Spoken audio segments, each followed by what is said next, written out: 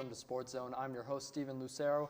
I'm joined by Jay Lathan and Nash Lowry. We're going to talk some NFL trade deadline. Just happened this past Tuesday. Had some big moves, had some smaller moves, but a lot to talk about. And we're going to start with Marshon Lattimore going to the Commanders. I'll start with you, Nash. What are you thinking on this trade? Whenever it comes to Marshon Lattimore going to the Commanders, this was probably, the absolute best thing that they really could have done. Lattimore, he's an amazing cornerback who has had the most pass breakups in the league since 2017. I believe it's 69 and a half, which is weird how you get a half of a number, but you can get assists on those, right? But Marshon Lattimore is a dog. Here are some of the trades that happened, but we're talking about Lattimore first. The only weak part about the Commanders game was their secondary. Really, you could talk about anything else. Their strongest part is their quarterback and their offensive line. Their only weak spot was the secondary. And Jay, they just fixed it. Yeah, definitely. It's quite impressive. You want to start? They only gave up a third, a fourth, and a sixth. This is a hefty price tag for him, but he's arguably consistently year in and year out a top 10 DB. And like you said, this is a weakness for this team. And with the presence of Jaden Daniels just absolutely balling right now, players have come out and said that Washington has been the highest requested trade destination in the entire league. And he's only 28, and a lot of people want to complain that this defense is a little old, that this team is a little older as we've seen before the season start. But this is a defense that, when healthy, I think can be a top 10 defense. And with that offense that's just exploding right now with McLaurin, you got Brian Robinson, and everything's just clicking with Daniels. I think this is the last year's Texans, honestly. I think this is the best comp for this team. Yeah, that's key, especially because of the culture change that we've seen. Dan Quinn coming in there off the Cowboys. Cowboys fans wanted to get rid of him, and now, I don't know why, but now the Commanders come in, they found their guy, they found their quarterback, and they're beefing up their defense, which is what Dan Quinn does best. And that's a really good point, too, because Dan Quinn is more like he's a defensive-minded head coach. He was just the Cowboys' defensive coordinator last year, so he goes to Washington, and he can focus on defense because Cliff Kingsbury runs a very tight ship. Cliff Kingsbury is the offensive coordinator for the Commanders, and he has been one of the most successful OCs throughout the entire league, and everybody really knows his name and what he can do. So that's exactly it. He doesn't really have to worry about the offensive side, and we've seen how successful him and the Commanders have been so far. Yeah, that's important. Lattimore is going to be huge for the defense, but I like what you said about Kingsbury, a guy who coached Patrick Mahomes, coached Kyler Murray. Yes. He's found a way with mobile quarterbacks. He knows how to do it with quarterbacks. Yep, there's criticism with him as a head coach, but what he's done as the OC for a young Jaden Daniels for this Commanders team, it's been really impressive. We could talk about them all show. But we're going to move on to Zadarius Smith moving over to the Lions. Another key pick. Hutchinson went down. Lions beefing up their pass rush. Jay, what are your thoughts on this trade? And I think this fills that hole perfectly. Aiden Hutchinson was leading the league in sacks prior to the injury. And I think Zadarius, although people think he's a little older in the twilight of his career, he's still on pace to put up a double-digit sack season. And with Detroit already being a top 10 defense, arguably a top 5 defense, I think he fits right into their system. I think he's going to see an opportunity for a championship as older players do, and they try harder than ever. We could go back and we could think of guys that at the trade deadline are getting added to teams like a Eric Weddle or like an Ndamukong Suh. These guys that just got added on the back end of the season at the deadline, and they just decided to absolutely turn up their performance to 11. And if you told me that and you were like, yeah, and Ndamukong Suh got added in the middle of the season, I would never believe that because it really doesn't seem like he needed any time to mesh. So that's a really good point. Yeah. So I think people are like, oh, he's old. Pro Football Focus still has him ranked at 31st out of 192. This is still an upper echelon A-tier type of pass rusher, and I think he's going to fit in seamlessly with this Detroit squad. Yeah, Zadarius Smith, I'll make note. I believe he has more sacks than Myles Garrett this season so far for the Browns. It's a defensive player of the year right there. So Zadarius Smith has proven his impact even in his latter years. Nash, what do you think about his fit with Detroit? He allows the offense to be more goofy. He allows the offense to line Dan Skipper up as a wide receiver and have Penei Sewell get fade routes in the end zone. That doesn't happen without Aiden Hutchinson and the whole Detroit unit as a defense being whole and being competitive, right? So if you just lose Aiden, to be fair, he could come back in the Super Bowl if he so well pleased, right? But that's like the earliest. Know what I'm saying? Yeah, the way that leg was looking, I'm not so sure, unfortunately. Right, yeah, no, trust, right? He'll come back. So they needed to do that, or else their offense won't be as effective. Now, I say that where, like, he's a defensive player. How does he really affect the offense? But it's about how much rest time you get and how far can you increase the score gap between whatever team you're playing. That worked out really well with Aiden Hutchinson, and it's going to work out really well with Smith. Yeah, there's the old cliche that defense wins championships. But I think, aside from that, defense creates offense. And I think that's what you're alluding to right there. When you get this pressure, it's really a good unit for Detroit already, but just adding to it, filling that Hutchinson role, it's going to be very good for Jared Goff. He can keep that completion percentage up at 75. It's been impressive what the Lions have done, and they're going to be a very key contender to watch going down the stretch. Moving over to the AFC, though, go over to offense. Mike Williams to the Steelers. This is a guy who's underperformed with the Jets, hadn't really meshed with Aaron Rodgers, but for the Steelers, in need of another receiver, Jay, how are you thinking he's going to fit? I wouldn't say underperformed with the Jets. I would say more so underutilized. I mean, there you go. He only had 21 targets in 9 games. And, I mean, we're talking about a guy who in San Diego was a number one when Keenan Allen was down. That was an often thing that they would just take turns being injured and going on the IR. I mean, Mike Williams hasn't played. No, I'm hurt. Yeah, Mike Williams hasn't even played a full season. He's only done that twice in his 7 years being in the league. And I think this is going to take a great relief off of George Pickens, he's just a deep ball guy. And now you have another guy who's a big body receiver. And I think they're starting to piece it together piece by piece in this wide receiver room. And I think Arthur Smith, as an offensive coordinator, is going to find a way to utilize this guy. As the weeks have gone by, we've seen this stale offense grow to put up points on the board, which is relatively unused to by Pittsburgh fans. This was usually a defensive game, run the ball heavy. And, with all the toys coming out to play, I think Arthur Smith is like a kid in a candy store right now. Yeah, and you said round out the receiving room, right? Like build those piece by piece. Now they've got Van Jefferson, Calvin Austin III, and Scotty Miller. That's on top of George Pickens and the new Steeler, Mr. Williams, right? So I feel like Williams provides more gravity for Kenny Pickett, because Kenny Pickett has always been a receiver who likes to operate on those hash marks. You know what I'm saying? He runs up the sideline, and he might get maybe like 8 targets a game. But whenever he does catch one ball, it'll probably be for 30-plus yards. Do you feel the same way, Steven? Yeah, definitely. George Pickens, I'll just make note. But definitely he's going to... Wait, who did I say? Kenny Pickett. Kenny Pickett. He's over with the Eagles. That is an Eagle. Eagles. So Eagle bench right now. Okay, yeah. And only for a fifth, we got to talk about Omar Khan and his ability to just fleece at the deadline every time, whether it's Russ, whether it's Fields. This guy might have dirt on everybody in the league, because there's no way he should be able to get away with this kind of robbery. Yeah, absolutely. The Steelers may have fleeced them, but one team that I think may have gotten fleeced is the Dallas Cowboys. What? Sort of the opposite here. What strange GM decisions for the Cowboys? Oh, man. Can't believe it. But Jonathan Mingo, sort of the opposite of Mike Williams, an unproven second-year guy, only 500 yards in his career. He's underperformed so far with the Panthers. You give up a 4th-round pick to get him. Dallas, this is a guy they liked out of the draft, but now their season is falling apart. Dak's out. I'll go to you, Nash. What do you think of this trade, and how does it fit for the Cowboys? So it fits for the Cowboys in that it's not going to take effect immediately. It's kind of like a cause and effect thing. One of the most valuable things you can do for a underdeveloped wide receiver is give them more time to develop. If you add him in the middle of the season, he gets to play competitive games, which hasn't happened at Carolina. You understand, right? Hasn't happened at Carolina. So he's going to get the back part of the schedule, and he's going to get a whole offseason. It's not like you play a whole uncompetitive season at Carolina, then go to the competitive Cowboys, right? And you are thrown into the offseason, and it's like, oh, I'm not used to this tempo. He will be used to the tempo by the end of this. But when you look at it as trade deadline, which is normally viewed as I should really make a move to try and save this season, it's not one of those moves. Yeah, I agree. The Cowboys definitely have a lot to get through, but I think it's going to be interesting to see how he develops. But real quick, DeAndre Hopkins to the Chiefs, Devontae Adams to the Jets, Amari Cooper to the Bills, some huge name wide receivers going on the move. I'll go to you, Jay. Which one do you think was the biggest and will have the biggest impact for their new team? DeAndre Hopkins has to be the obvious pick here. This is a guy that's produced everywhere, no matter who is throwing on the ball. It could be Fitzpatrick. It could be Deshaun Watson.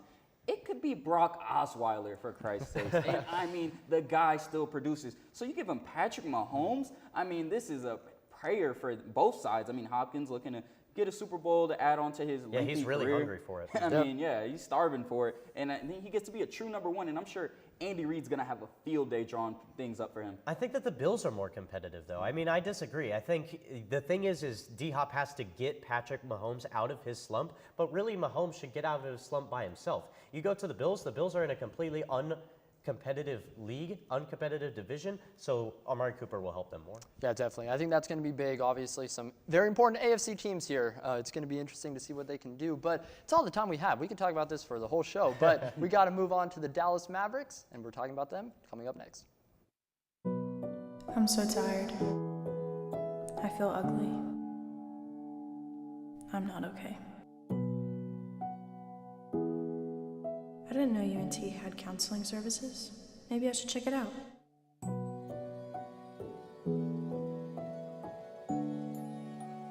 This looks like the place.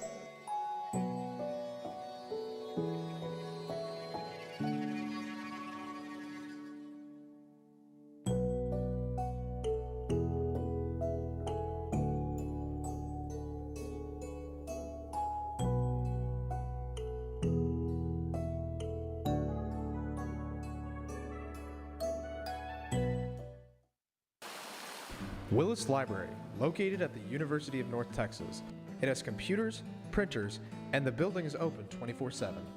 By going online, you can book up to an hour of reserved space and one of the many private study rooms. Many of them are equipped with whiteboards, a table, and a TV to hook up to your computer. Textbooks can be checked out for free with a student ID. They also have many of these in ebook forms.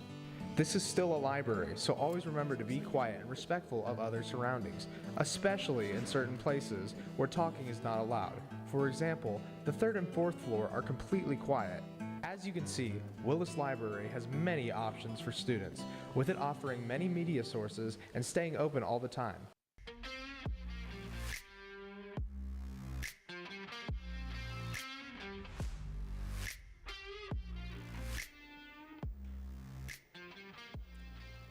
Welcome back to SportsZone. I'm joined by Gunnar Talbot and Mason Branham, and we're going to talk some Dallas Mavericks basketball.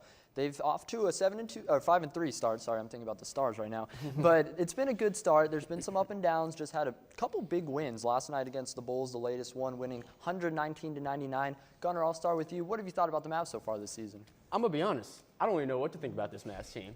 All right, sometimes we'll have like a performance like we had last night at the beginning of the season, against the Spurs, where we look like one of the best teams in the NBA. And then we'll have those games like the Pacers and the other game where we're letting them score 134 points on us.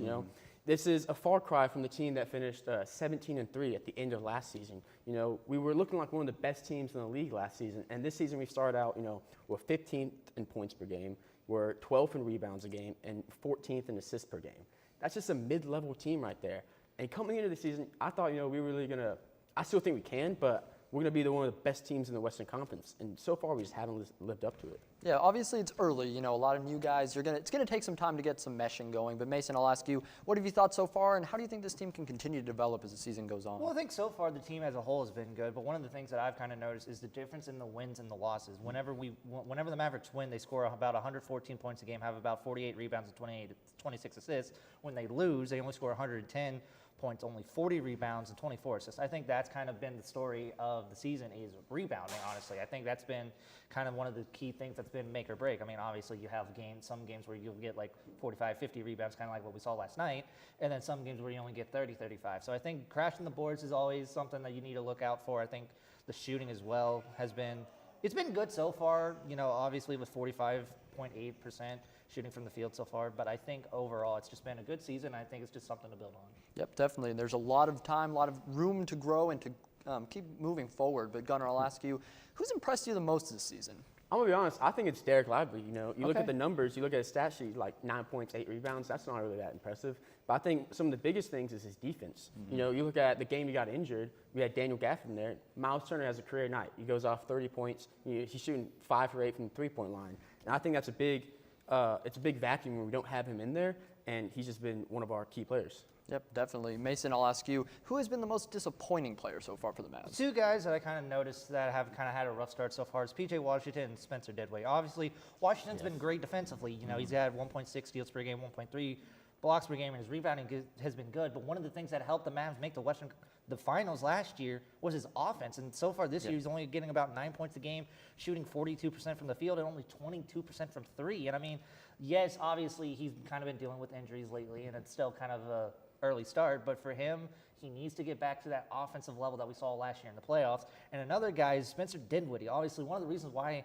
he came into the Mavs is to have that backup point guard for Luka. And, you know, whenever Luka needs rest, you need a guy that's going to come in and be a solid backup. And so far this year, he's got about 17 minutes a game. He's only averaging 5 points, shooting about 30% from the field, and another struggle is 27% from three. So I think PJ, obviously dealing with the injuries, has been something that he's had to work with this year. But I think once he gets his offense back to the level we saw last year, that's really going to help. And I think if Dinwiddie kind of steps up and be that good, solid backup point guard, he'll help the team as well. And to stay on the PJ point, you know, there's been 3 out of his last 5 games he's played. He shot 0% from 3. You know, 2 of those 3 games were a loss to the Rockets and a loss to the Pacers. And those were close games. You know, he makes a few more of those threes. Those L's could be, you know, W's. And he's getting these 9 points on 32 minutes a game. So he really needs to step up. Yeah, that's important. He's definitely going to need to step up. Sort of a streaky shooter. I think that's what we saw from him last year. He's got to get going, though. And I liked what you said about Dinwiddie. This is a guy who I think is easily comparable to Jaden Hardy in terms of the backup point guards, but he's getting twice as many minutes as Hardy is, and he's just not been performing. Hardy had more points than him by a long shot last night, even though he played half the time. So Hardy's a guy I'd really like to see more from. You know, I think for the Mavs, would you agree with that, Gunnar? Yeah, I would. I want to see those more minutes. You know, Exactly. he's a young player. We need to develop him. You know, Spencer Dinwiddie, he's been in the league in a long time. You know what you have with him. Jaden Hardy, every time you play him, he gets better. We saw him play valuable minutes in that Minnesota series in the playoffs last season, and he was playing good. So more minutes would really benefit his development and get us a solid backup point guard behind Kyrie. Yeah, definitely. I wanted to come back to P.J. Washington, though. I liked what you guys said there. Obviously, he's hurt now. You know, we'll see how much time he misses, but he was out last game. Najee Marshall starting in his place. I'll go to you, Mason. With him out, Najee Marshall in, how do you think the Mavs were able to adjust and have such a good game against Chicago? Honestly, I think it was the shooting. I mean, yes, Najee only had 8 points, but he was 4 for 7 from the field, and he continued that P.J. Washington level of defense with 2 steals. I mean, yes, obviously, you know, he's not a everyday starter, but he's a guy that when you need to rely on him, he can be, you know, a solid guy that you can kind of take some of the ease off of Luka and Kyrie and a little bit off Clay as well. So I think he's going to just be that guy that, yes, you're obviously not going to get, you know, your 25 points a game like you would from a Luka or Kyrie, but he's going to be that solid role player that can level up to a starter, and I think his success is going to be a big key for this team going forward. Yeah, definitely. Najee had that huge game against the Pacers. Even though he didn't, like you said, show up quite in the point category, really made an impact on defense. I think him, Luka, and Kyrie combined for like 9 steals and last night. he was very good in transition. You saw him multiple times get down, like there was a miss, he ran down the court, Luka found him, he got on the ball. And he was making impressive, there was that time he threw it to Dwight Powell for the dunk. He was just, although again, it doesn't show up on the stat sheet like the Pacers game, you know, you saw that. He was good in the little areas. He did all the little things right, you'd say. Yeah, for sure, and that's important.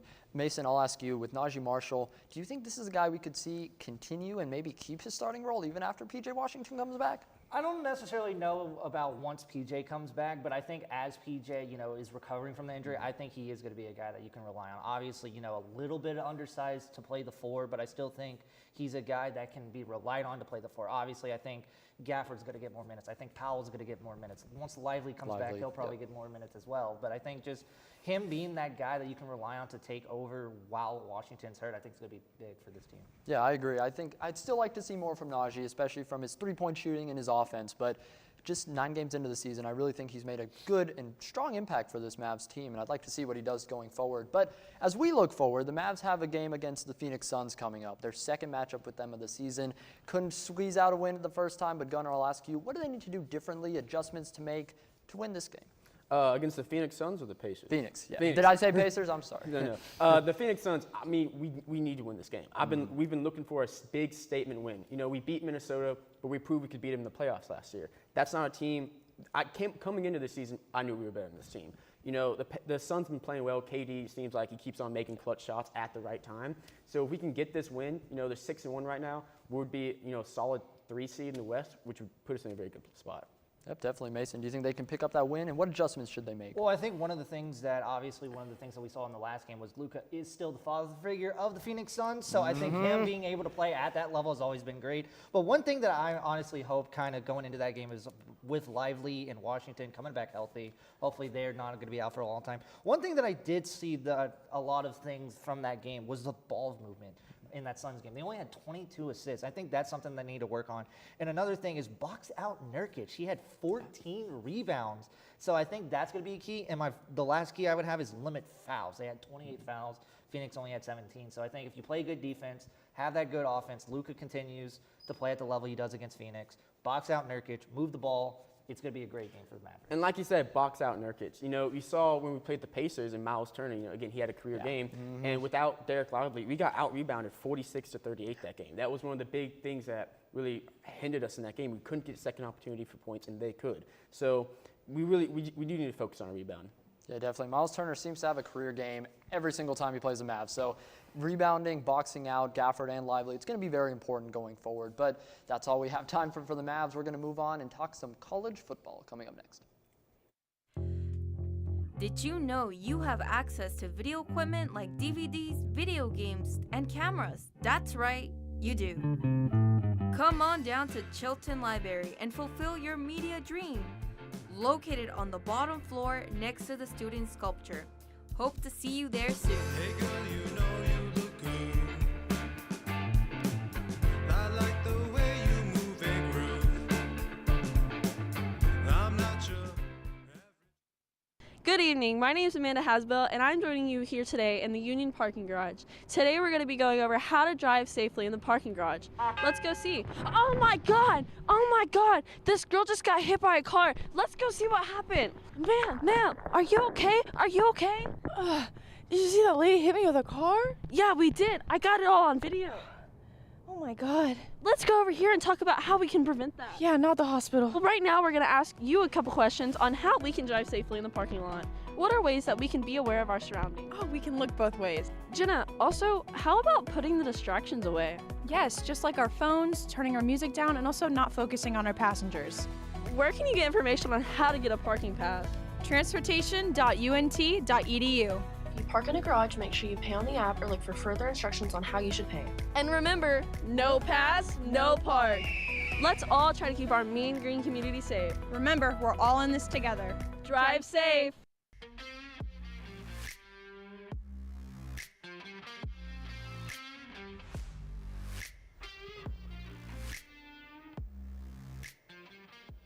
Welcome back to SportsZone. I'm your host, Steven Lucero. I'm joined by Tina Orozco and Jack Shrupsha.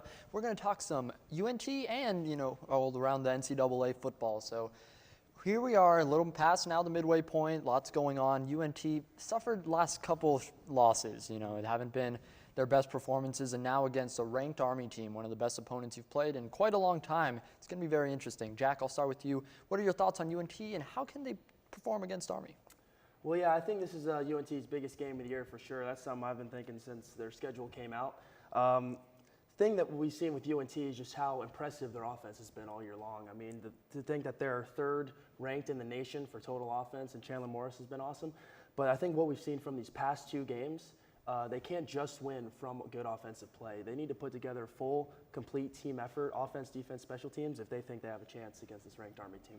Yeah, absolutely. Tina, what are your thoughts on UNT and the offense? Can they keep it going, but can the defense step up? I think the defense is definitely going to need to step up. The Army is notorious for using their triple option attacks, and that's something that they need to be weary of. And especially the Army loves to attack early on in the game, and UNT likes to kind of fall back in the last half and try to gain back the points that they could have earned. And I think that's something they need to get a hold of in the first half against the Army. For sure. Army, obviously the number 18 ranked team in the nation, highest ranked team the UNT has played in quite a few years, so it's going to be key. But they're a team, like you said, offensively and defensively, they're so versatile on both sides of the ball, and that's why they're undefeated this season. So I'll go to you, Jack. What's it going to take for UNT to break open their defense and really get moving?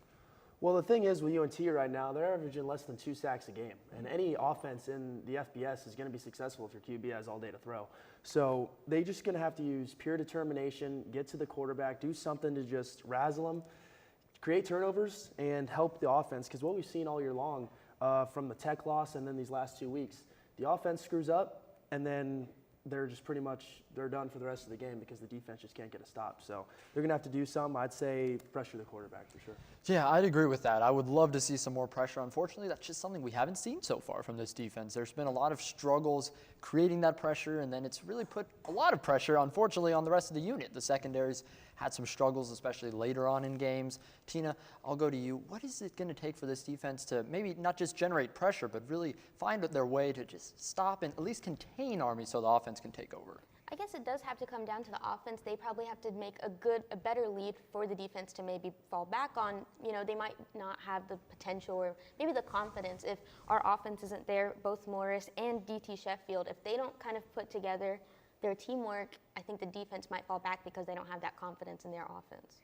Yeah, definitely. And Chandler Morris, DT Sheffield, two guys that have been excellent. Morris is one of the nation's leaders in both passing touchdowns, passing yards. It's impressive what we've done on a national level, like you said, with the offense being ranked so high. I think if you're going to find a way to upset Army, win this game, the offense has got to be flawless. Jack, do you think that they can really explode and maybe somehow leave Army in the dust offensively? Yeah, I mean, we've seen games this year where the offense has just been clicking, and that's what they're going to need this Saturday for sure. Chandler Morris has been really consistent all year long, getting the ball to numerous guys. DT Sheffield is obviously the one you could talk about the most. But like I said, it's when they've made the mistakes and the defense not being able to back them up for them, that's when they kind of get left in the dust. So the offense is going to have to be flawless for sure. Yep, it's going to be key. Obviously, with Army, they have weapons too. Bryson Daly, one that comes to mind. It's going to take a whole team effort, but we're going to have to see. You know, 18 ranked Army coming to UNT on ESPN2. Be there or at least watch that game. It's on national TV once again. We're going to move on though to the rest of the NCAA. Lots to talk about. A lot of key matchups, and I'm going to start with Colorado Buffaloes versus Texas Tech. Colorado now ranked 21 on the AP poll. They've found a way this season. You know, there was a lot of criticism last year, all the hype, and then not really amounting to anything. This year they've been much better. What have you seen from them so far, Jack?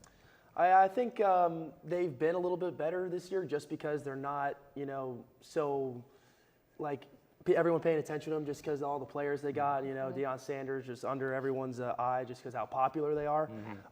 So I think they deserve to be ranked where they are, and it'll be a good game against Tech, and I expect to see them win in Lubbock. Sure. Okay, so Tech, obviously a team that we've seen more than we'd like to this year of, but it's going to be a very interesting matchup. Tina, I'll go to you. Tech, Colorado, what are you looking from this matchup? I know everyone is super excited because the atmosphere at AT&T Stadium is amazing. The game is sold out. I know Deion Sanders was talking about how they're looking forward to the tortillas being thrown at them and how they're really looking forward to the hype and kind of using that for themselves instead of letting them down. So I think just the hype with all of it, it's going to be amazing for both teams, obviously for, popularity reasons and just for people watching them. Yeah, it's going to be exciting. And I'll ask you, Tina, one more thing. Colorado, Deion Sanders, obviously, you know, the coach bringing his mindset, but Shador, Travis Hunter, all these stars, how do you think they're going to perform? And do you think that they're overhyped, or do you think that, you know, they're rated appropriately? I think obviously they're very talented, especially Travis Hunter. I know he's made some comments recently about his campaign for the Heisman, and it kind of looks a little bad on him because he's kind of hyping himself up, and that kind of takes away from his performance. And especially if when they face Colorado or when they face Texas Tech, and he might not perform well, that looks bad on him, honestly, if that happens. But if he does, it looks better for him, I guess. Yeah, it's going to be interesting. Colorado, a team, so much talent. We'll see if they can stay focused down the stretch and compete. Moving on, though, Alabama, LSU, one of the greatest rivalries in all of college sports, the 11 and the 14. It's going to be a great matchup. Jack, what are you looking to see from these two teams? Really desperate for a win. Yeah, absolutely. This is game of the week, in my opinion. Really, ever since that big win over Georgia, Alabama's just been really shaky. I mean, their lowest rank since 2010. I still think they'll be able to go to LSU and win this game, but I think it's going to be really close. I mean, these are two teams kind of battling for the cusp of that 12-team playoff bracket right now. So that's why I think this game should have so much hype and so many people should be watching it. I think it's going to be a great game. Yeah, definitely. This might be one of the most important games playoff-wise that we've seen so far. These are two teams both with 2 losses. A third loss is really not what you want to see even in this 12-team format. So I'll go to you, Tina. These two teams desperate for a win. into Death Valley. It's going to be a heck of an atmosphere, but who do you think pulls this one out? I think, obviously they're at their home field, a night game for LSU. That's obviously going to be a good advantage for them. But they've been struggling recently with running the ball, and I think that's going to really what it's going to come down to. And if Alabama's defense is really going to kind of take advantage of that. Yep, for sure. And I'll ask you, Jack, is it safe to say that the loser of this game is eliminated from the college football playoffs? I think it is safe to say that. I mean, you hit it right on the spot. I mean, I don't think you're going to see a 3-loss team in the playoffs. I mean, depending on, they look at the schedules, those professionals, how they do it. But I think this is like a do-or-die game for both those teams. So that's why I think this is the game of the week for sure. Yeah, for sure. It's going to be an incredible matchup. Moving back to Texas, though, number 5 Texas now facing Florida, team that put up a bit of a fight against Georgia last week, but it's going to be interesting. Texas, obviously, they don't want that second loss either. I'll go to you, Tina. What are you looking for in this game? I'm looking for Texas maybe to gain back that potential that they lost from that loss from Georgia. Obviously, they really took a huge hit, probably really let them down. But Florida has some injuries that might have an advantage for Texas. They've lost Eugene Wilson, and I think they're potentially losing their QB.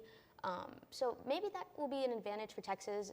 If not, then another loss will really put them down playoff-wise, I think. Yeah, definitely. In Texas, the number 5 team, they had obviously that disappointing loss to Georgia, but they haven't had, I think, the gauntlet of the schedule that some of the other SEC teams have had. So I'll ask you, Jack, how do you think Texas is, ranked at 5? Do you think that's fair, or do you think they're maybe a little overhyped, underhyped? Where do you see them going down the stretch this season?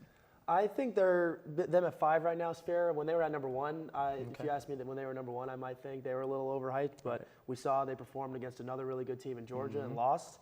But I think this is going to be a good, get-back week for them against Florida. I don't think they'll have any issues, especially being at home.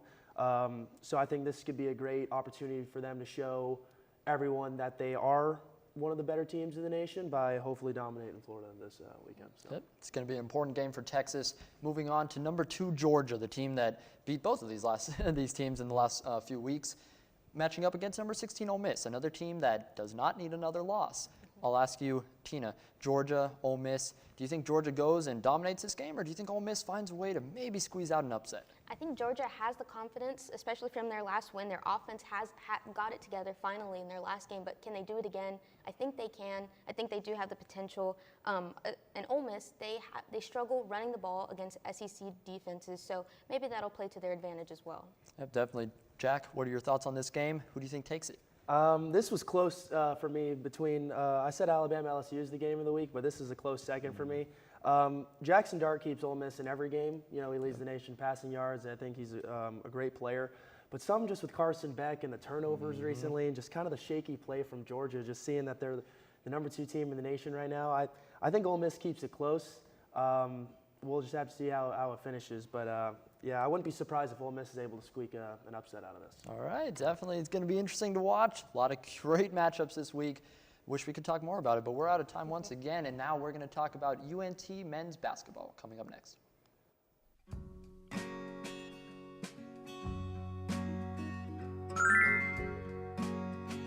I'm here to rescue you. Oh, my prince. Não sou fácil.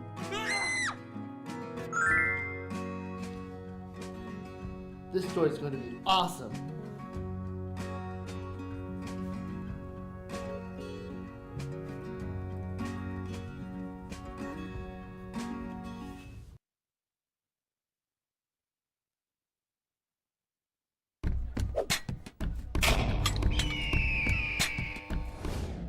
What does Talents do?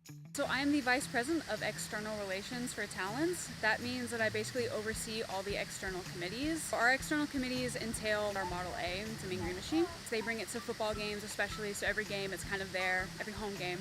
The Model A is like a symbol of UNC pride, and it's a big tradition that we are so lucky to uphold and maintain. When people look at it, they see it, and they're like, oh, that's the Mean Green Machine. There must be a game today or something to ramp up school spirit for basketball, softball, volleyball, any of those things. We have amazing teams, so we just want to show school spirit for them. Bonfire Committee, which is in charge of putting together the bonfire every year for homecoming. It's kind of just a whole semester-long process up until Build Week that we have to put together and oversee and make sure safety regulations are followed and risk management is taken care of. Cannon Crew, which oversees and takes care of the cannon. They fire it at games, they take it to special occasions.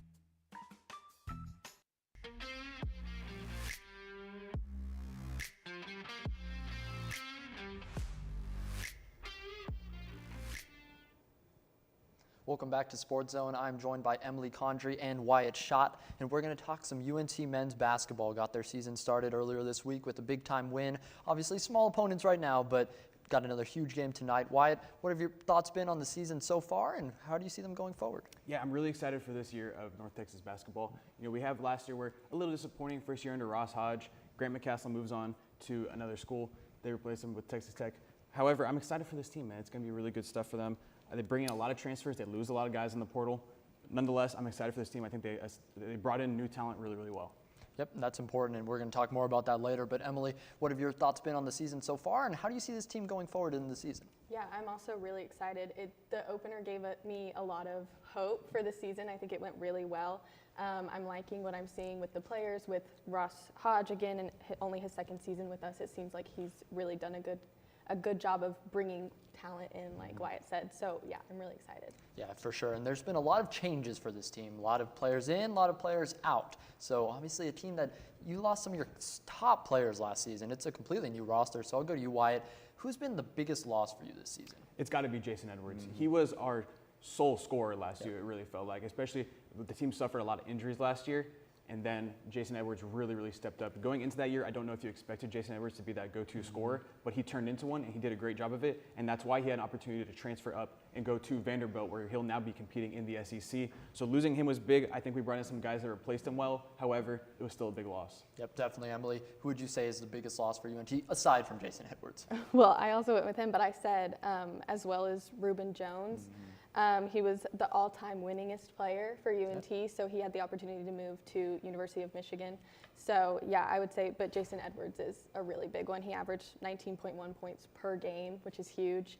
And yeah, they lost quite a bit. Yeah, for sure. Aaron Scott's another name I'll mention. You just had so much transition, so many guys moving up, moving out, and it's understandable, you know, but it always hurts to see guys like that leave. But fortunately, UNT's been very active in the transfer portal, bringing guys in. You talked about Jason Edwards, a guy was incredible last season, but no one saw this coming, I think. You know, coming into the season, Parker Smith, I'll shout him out, he did call it. But other than that, he's a guy that really overperformed. Coming from a smaller school to UNT, I'll ask you, Wyatt, do you think someone on this team can be that guy this year? I do, and I think it is Aden Wright, a guy that we brought in from the transfer portal from Drake, who had a really good year last year. Drake went to the dance last year, the big dance, March Madness. They competed in their first round. They ended up losing. However, he was really good in that game. He had over 20 points. Drake was really good. That coach upgraded and moved on to a greener pastures.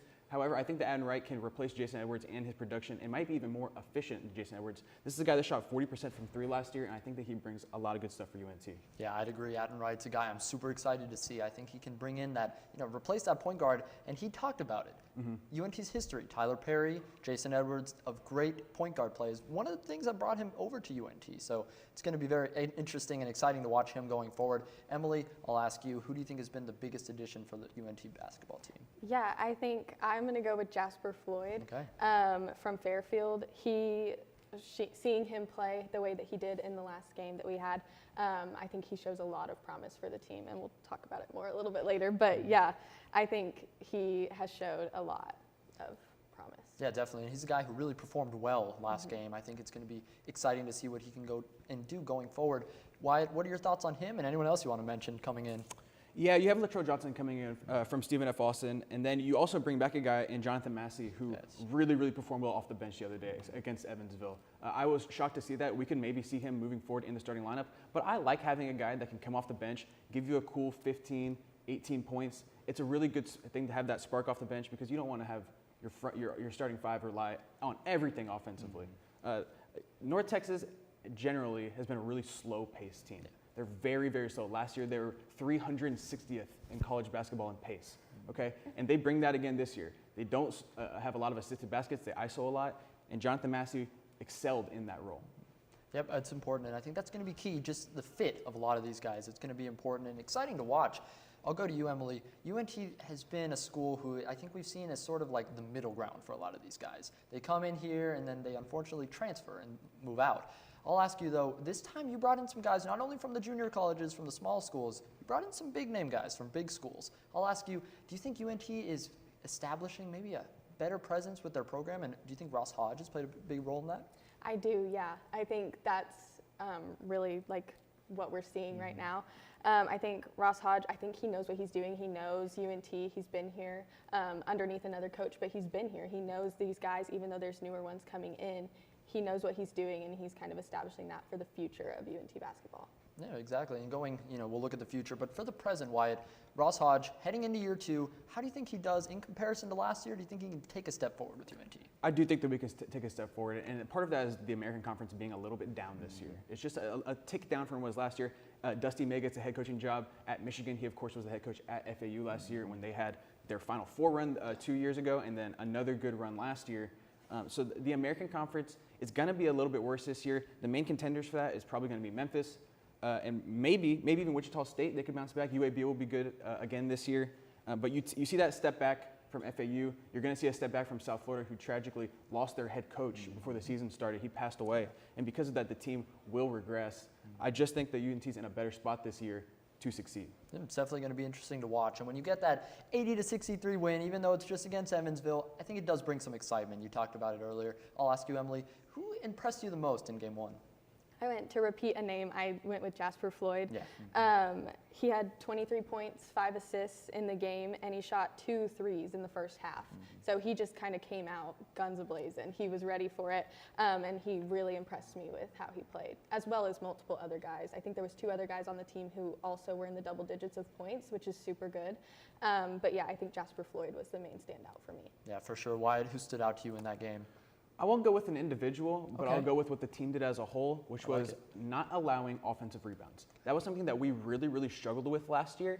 And this game, although it's a small sample size, of course it's one game against Evansville, but only 10% of their shots were collected by offensive rebounds for Evansville. That is huge for us. We were not a good offensive rebounding team, or preventing offensive rebounds last year. We were a solid defensive rebounding team.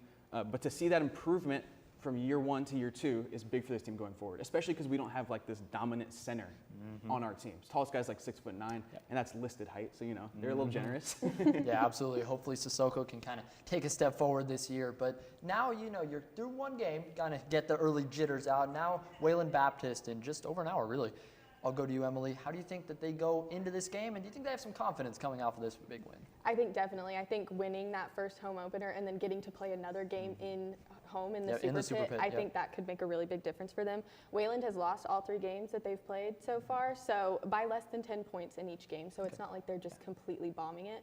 But I do think that can give the UNT guys, they won this game, Wayland's been losing. We can get this under our belt and just go through to where we play more bigger, more difficult teams later. So yeah, I think that definitely helps. Yeah, and I think that's important. It's easy to chalk up these early season games as like easy wins, just get them out of the way. But Wyatt, I'll ask you, this is a new team. So what do you look to see from this team going into these small games? Even though, it might not be that competitive on the scoreboard, what are you looking to see really take that momentum going forward? Right. I touched on it a little bit earlier, and that's the assist to field goals made ratio. And it's been very low for UNT. Bottom half of the country, bottom quarter of the country, actually. So I need to see better ball movement from this team. I need to see sets being run efficiently. I need to see good open threes. About 2/5 of our shots come from the three-point line, and we're so ISO heavy. That means we're taking isolation threes. Like that, it's way too much dribbling. Should be way more passing and better offense. So in these games, they're tune-up games basically. We should dominate Westland. It should not be close. So let's run our offense efficiently and get some really good shots. Exactly, and I think that's important. These early season games, don't take it for granted. Run your offense and get these guys, especially with so many new players, get them acclimated, get them ready, and it's going to be very important to see how it goes going forward. But big picture look, Ross Hodge, we talked about it. We're expecting some improvement, but Emily, in a weaker AAC, do you think UNT can compete for a title? I definitely think they can. Like Wyatt mentioned, with those teams being weaker this year, it gives them just even more time and even more of an advantage.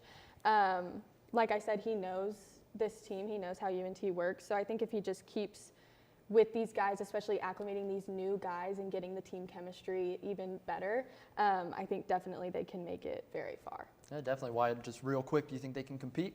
I absolutely do. They have the talent. It's hard to build the roster year over year, like at UNT, where you lose so many players.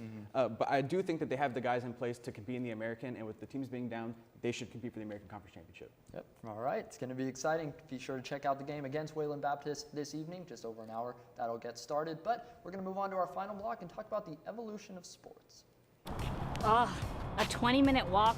I don't want to do this right now. Don't worry, you can just use transit. Transit? What's that? Transit is a mobile app that provides real-time tracking to connect buses, UNT shuttles, and even A trains. Simply download the app, then tap on the search bar and type where you want to go. In a matter of seconds, you get results for all available routes. And the best part of it is, it's completely free for UNT students. What are you doing? I'm downloading it right now. Download Transit today and remember, make life better without a car. The do's and don'ts of the Pole Rec Center. See that man over there? Please do not hog weights. Instead, do this.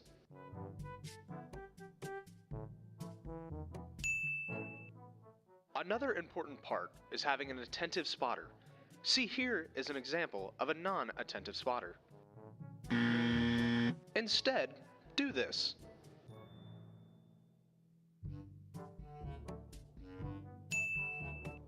Now we head to the track, which should be pretty easy, just it's important to pay attention to the way the track goes. Remember to wipe down the equipment after you're done using it. The towels are provided by the gym, so it's pretty easy to wipe down the equipment when you are done. Thank you for using the Pole Recreation Center.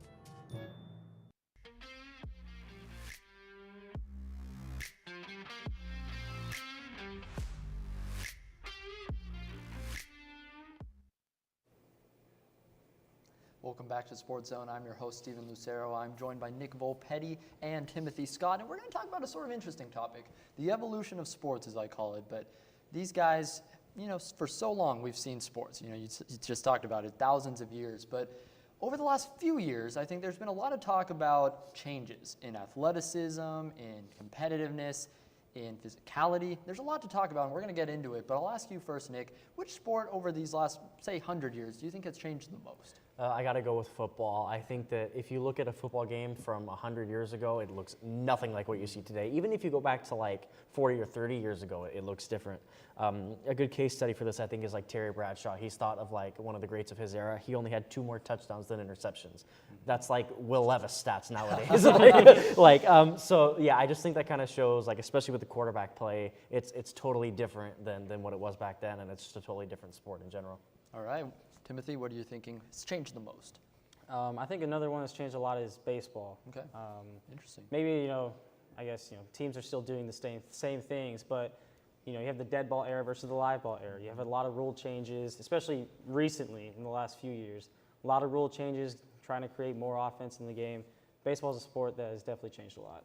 All right. Go back to you, Nick. Which sport do you think has changed the least over time?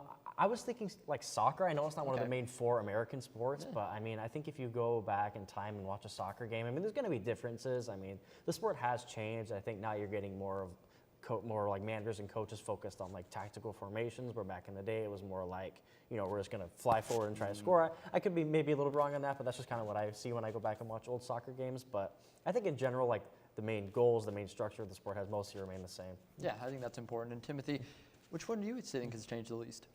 I mean, similar to soccer, I think hockey has changed. Hasn't really changed much. I mean, like Nick said, the strategy has changed, certainly. Teams are trying new things, but the overall structure and flow of the sport hasn't changed much in history. Okay, yeah, so I asked you guys both of those because I think you get a lot of different answers depending on who you ask, but now I really want to dive into it, starting with athleticism.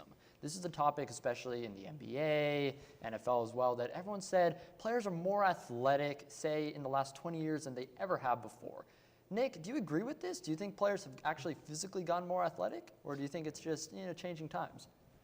I agree with it, kind of to an extent. I think that players have gotten a little bit more athletic. I mean, you're always going to develop over time slightly, but I think the main reason for the changes we've seen over the last 20 to 30 years has kind of been the nutrition, the training that athletes have has really developed over the last 20 to 30 years, and I think that's why we're seeing athletes looking so much more athletic and stronger and more skilled than they have ever before.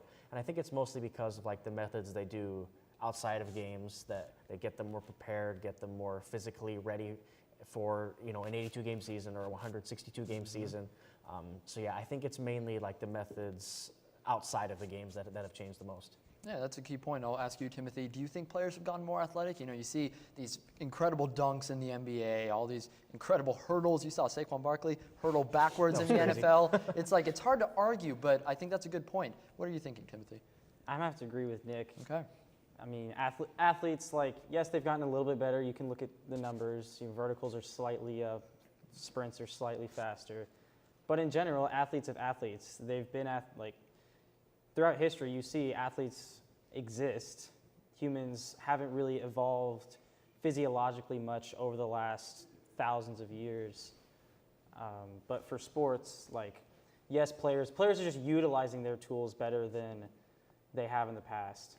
Yeah. We have more knowledge of what it means to be athletic, and we're using that better. Yeah, I think that's a good way to put it, you know, utilizing the skills they have, and especially in these recent years, I mean, people have been starting since such young ages, I think, you know, they've had this time to develop and really hone in and play freely. I think that's important too, but over the flip side of athleticism, I want to talk about physicality. This is something where everyone's saying players are getting more athletic, but everyone's saying physicality's gone down, especially in sports like the NBA, NFL, even NHL. You know, you don't see quite what you used to see. Nick, do you think sports overall have gone less physical, and do you think that's good or bad for the games? I gotta agree that sports have gotten less physical. Hockey is my favorite sport, and I notice a decrease in physicality. I don't think necessarily as much as sports like NBA or NFL, but I think that with hockey, the reason we got to that point might be a little bit different than NBA and the NFL. I think with those sports, it might be about rule changes or just different strategies. But for the NHL, I think that teams are starting to realize that the best thing to do, instead of just focusing on hitting people, is, you know, sort of trying to focus on being skillful and trying to use your hand-eye coordination, things like that, rather than spending more time on being physical. That's just how I feel about it, but I think that, like, when I watch hockey games, that's what I've noticed a difference over the last 10 years or so. Yeah, I think that's interesting. Hockey, obviously, such a physical sport. It's toned down a little bit, but I do want to expand more on the NFL and the NBA especially, just because these are sports that the fans have really complained a lot about. You know, whether it's soft roughing the passer calls, you know, oh, he landed on him too hard. It's like, okay. Whether it's the NBA teeing up, you know, that's not even really a physicality thing as much as, you know, these flagrant fouls, you touch their face and it's a flagrant one. Technical fouls are, you know, obviously rampant. All of this, do you think it distracts from the game, or do you think it does make the game safer and really, you know, helps that out, Timothy? Well, from the fans' perspective, you know, no one really likes seeing a bunch of fouls or a bunch of flags thrown. But if you're a player and you care about your safety and well-being past your career, this has certainly worked well. I think for basketball especially, just the refs giving whistles. You know, players learn that, oh, well, if I just do this, the refs are going to give me the whistle. That's 2 points at the free throw line, right? And they're trying to win games. And if you can get free points, that'll work. And in the NFL, it's just really rule changes, right? In the last 20 years, you've seen so many more rules added for player safety. Like you said, roughing the passer. Even the hip drop tackle this year. Hip drop tackle, just more rules that are making it harder to be more physical than it has in the past.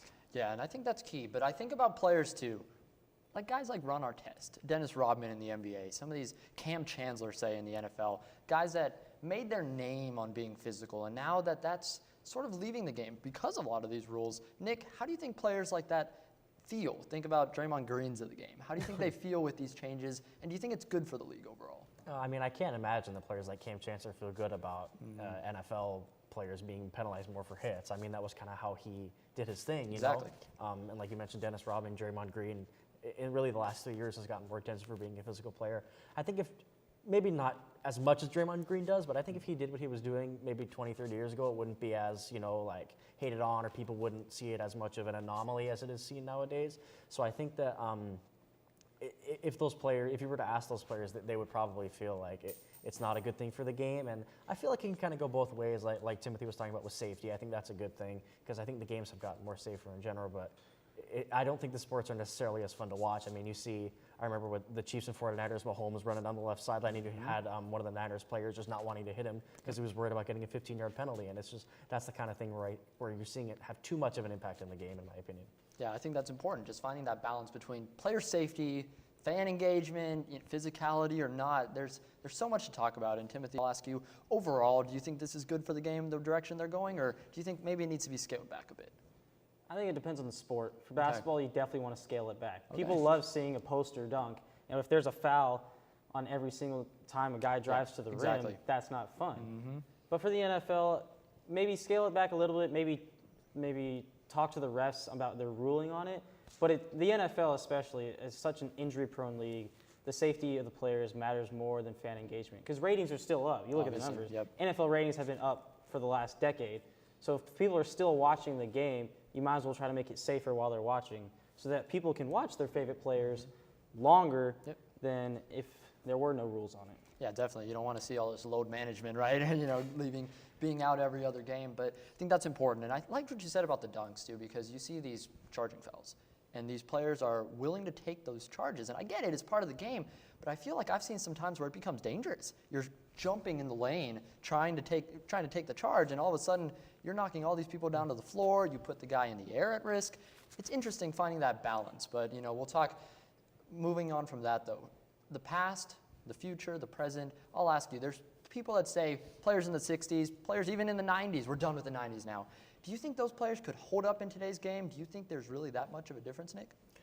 I think it kind of depends on like the level of player. I think like the greats of the 60s, the 90s, even if you go back further, it's like the greats of baseball. I think they could probably hold their own. But I think the main difference between the eras back then and now is like the average player is so much better. I think that's the main discrepancy. Rather than like the greats of today's game being supposedly better than the greats of old, I think that like the average player and the average quality has gotten up. And that's like the main difference between now and the past. Yeah, I think that's a great way to put it. You think of Jordan in the 90s, Chamberlain in the 60s, Babe Ruth back in the 20s. There's so much to look at. Timothy, I'll ask you, do you think those great players could hold up today, or do you think they'd just be average? I think it depends on how much training you give them, right? You give a guy like Willie Mays a full off season in spring training in today's baseball, he's going to hold his own just fine. Or you throw Michael Jordan in today's game. You give him an off season to train, have the nutrition that we have today, he'll do just fine. And it goes the other way. There'll be adjustments if you bring a guy from the present back to the past. I think it's just the greats will be great. Greatness transcends era. So greats of past would be able to hold their own today. I'll end it off that. I think that's a great way to put it. Obviously, I like what you said. I think the average player has gotten better, and I think that's something you can really point to. But a lot of these great players, I believe they'd hold up.